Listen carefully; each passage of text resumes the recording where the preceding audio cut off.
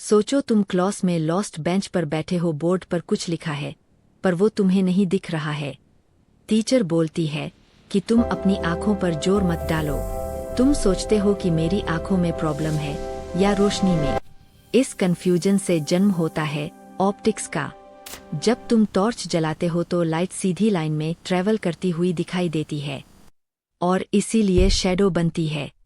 जब तक रोशनी को कोई नहीं रोकता है तब तक वो अपना रास्ता नहीं बदलती है।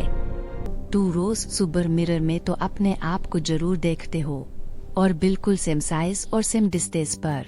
मिरर जो है वो रोशनी को वापस भेजता है। इसी वजह से हम अपने आप को देख पाते हैं। प्लेन मिरर से लेकर कर्वर तक ये प्रिंसिपल कार, हॉस्पिटल और सोलर कार में काम आता है। रिफ्रैक्शन की बात करें तो ग्लास में पानी भरो और उसमें एक पेंसिल से डालेंगे तो ऐसा लगता है जैसे पेंसिल टूटी हुई है। पेंसिल टूटी नहीं है बल्कि रोशनी बैंड हो गई है।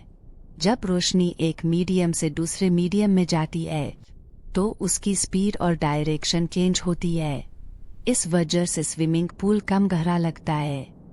टोटल इंटरनल रिफ्लेक्शन की बात करते हैं। कभी नोटिस किया है कि ग्लास के अंदर रोशनी ट्रैप्ड जैसी लगती है और जब एंगल ज्यादा हो जाता है तो रोशनी बाहर नहीं निकल पाती है क्योंकि वो पूरी तरह रिफ्लेक्ट हो जाती है। इस प्रिंसिपल पर काम करता है ऑप्टिकल फाइबर। आज इंटरनेट, कॉल, डाटा सब कुछ रोशनी से ट्रेवल करता है।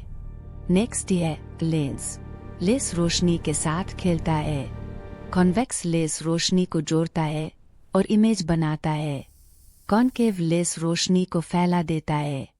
कैमरा, माइक्रोस्कोप, टेलीस्कोप सब में लेंस का ही यूज होता है। नेक्स्ट है ह्यूमन आई। हमारी आई एक परफेक्ट कैमरा है। लेंस इमेज बनाता है और रेटिना स्क्रीन का काम करता है पर लेंस एडजस्ट नहीं हो पाता है, इसलिए आते हैं डिफेक्ट, मायोपिया, हाइपरमेट्रोपिया और ऑप्टिक्स। यहाँ डॉक्टर बन जाता है करेक्टिव लेंस के साथ। प्रिज्म और रेनबो के ब्राइट कलर का क्या राज है? सनलाइट सफेद लगती है पर असल में वो रंगों का ग्रुप है। प्रिज्म और रेनड्रॉप से गुजरते ही वो विबगियर में बदल जाती है। रेनबो बस ऑप्टिक का मैजिक नहीं है, ये प्रूफ है कि रोशनी के अंदर रंग छुपे होते हैं। कभी सॉप बबल में रंग देखे है?